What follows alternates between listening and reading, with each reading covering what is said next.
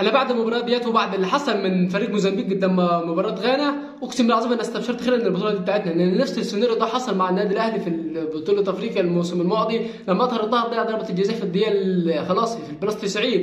والحمد لله يعني بفضل الكره اللي ضيعها اطهر الطاهر قدر الاهلي يصعد، لان كانت لو كانت اتسجلت زي ما انتم كنتوا عارفين كانت الفريق الهلال السوداني كان صعد والاهلي خرج.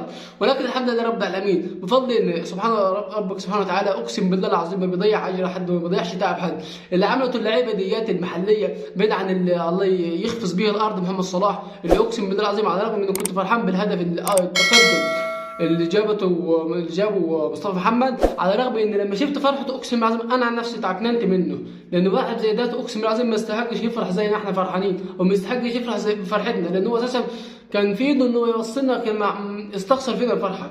ولكن ربك سبحانه وتعالى بيعوض وبيدي من عدم، يعني احنا الحمد لله رب العالمين تعادلنا ودخلوا فينا جنين ما يدخلوش في اي في اسمنت ابو قير زي ما بيقولوا.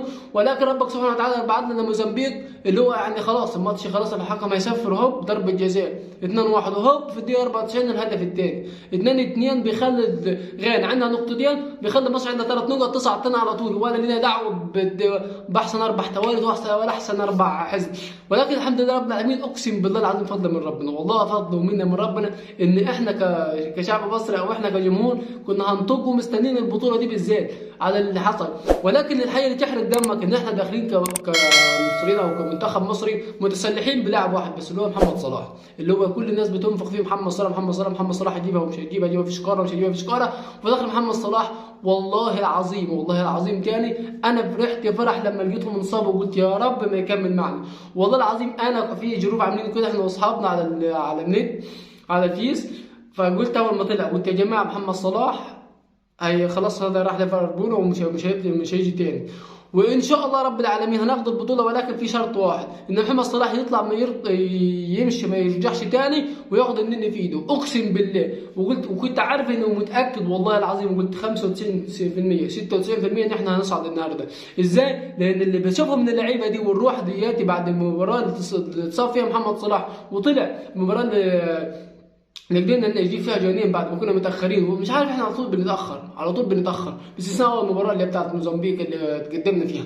ولكن على الروح اللي شفناها في الشوط الثاني من مباراه غانا اقسم بالله العظيم كنت متاكد ان اللعيبه دي هتموت نفسها. ولكن قبل اي حاجه لما تيجي تبص على الثلاث لعيبه اللي في نص الملعب، سواء كان حمدي فتحي سواء كان امام عاشور سواء كان مروان عطيه، اقسم بالله العظيم الثلاثه فوق الراس. والله العظيم انا نفسي اشوفهم وابوسهم كل واحد بوسه في خده على اللي عمله في الملعب، بالذات واحد زي امام عاشور. امام عاشور يا جماعه اقسم بالله ما في انيستا في نص الملعب، اقسم بالله دفاع موجود هجوم موجود اختراقات موجود تسديده صدق تسديده الحارس مفسينيا اقسم بالله جابها من تحت الساق بالعافيه، والله العظيم جابها من تحت الساق بالعافيه. ولكن ربك لما سبحانه وتعالى ما بيضيعش اجر حد، سخرنا فريق زي موزمبيق انه يتعادل مع غانا بعد ما خلاص احنا قلنا خلاص، وبعد ما كنا الهدف الثاني جه وبتاع التعادل بتاع الراس الاخضر في منتخب مصر في الدقيقه 97 او الدقيقه 99.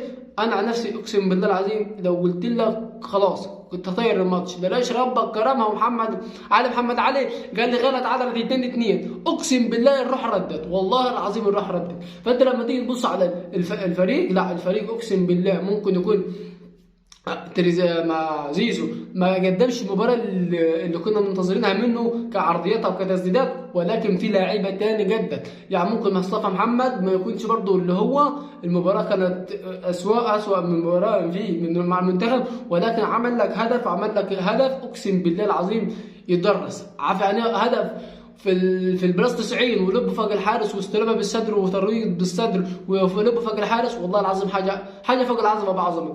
الناحيه الثانيه واحد زي تريزيجيه هو ده يا جماعه، والله هو ده اللي اتقال عليه نجم الفريق، هو ده العظيم اللي يستحق ياخد الشارع على الدراع، والله هو ده اللي يستحق يبقى قائد.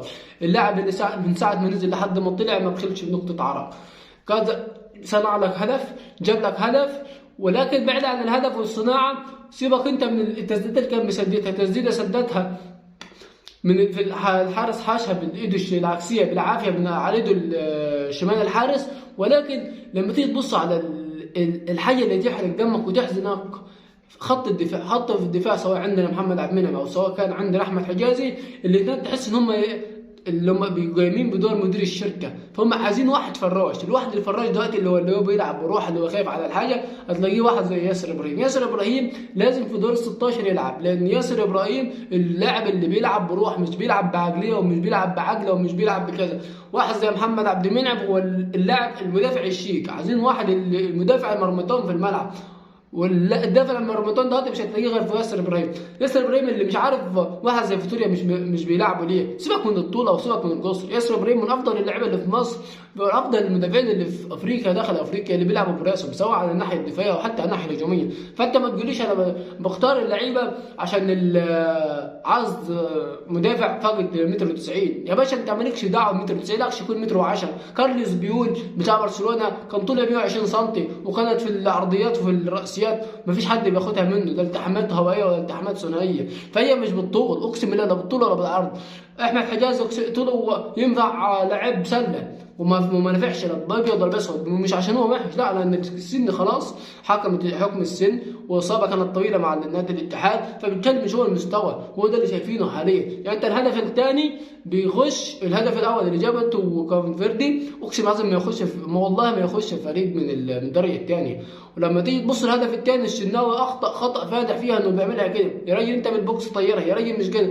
وحتى لو الشناوي اخطا برضه، فين المدافعين اللي تاخد الكرة دي منه، او المدافعين اللي طفش الكرة؟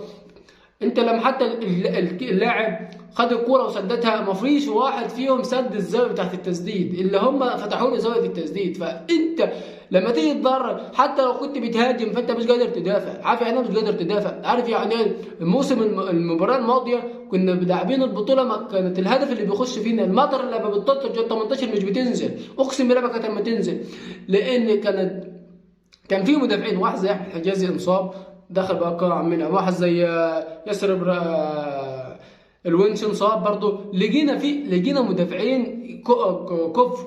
انما لما تيجي الموسم دلوقتي لا، مدافعين اقسم بالله حاجه تحزن القلب. لا احنا لو كنا هنعتمد حتى الشناوي مش في حالته، يعني هو ثلاثه في الملعب في الفريق مش في حالته، شناوي حجازي عمنا، لازم الشناوي كده ما فيش غبار عليه انه هو افضل مدافع وهو افضل حاجه موجود. ولكن ياسر ابراهيم مش هتقول لي افضل من لاعب، اقسم بالله ياسر ابراهيم افضل من عمنا حاليا في الوقت الحالي وافضل من حجازي. فانت ما تقوليش كانوا مالي، فلازم واحد زي ياسر ابراهيم لازم يلعب في الملعب، لازم يكون موجود في دور 16. ده رايي الشخصي. ولكن اول حاجه تاني حاجه اهم حاجه ان احنا صعدنا. مبروك مبروك مبروك والله العظيم. انا ساعه المباراه بتاعت غانا اقسم بالله العظيم دم مدفعها لدرجه اني ما قدرتش اطلع على الفيديو ولا اعمل اي حاجه، لان كان انا كمشجع مصري حاجه تحرق دم. انا لما منتخب مصر فايز 3 ورا بعض كاس ما كنتش مضايق، وفي الاخر يوصل بيها الحال اني مش قادر افوز في دوري المجموعات. لا لا لا لا, لا مش احنا، اقسم بالله مش احنا المصريين، مش احنا كمنتخب مصر.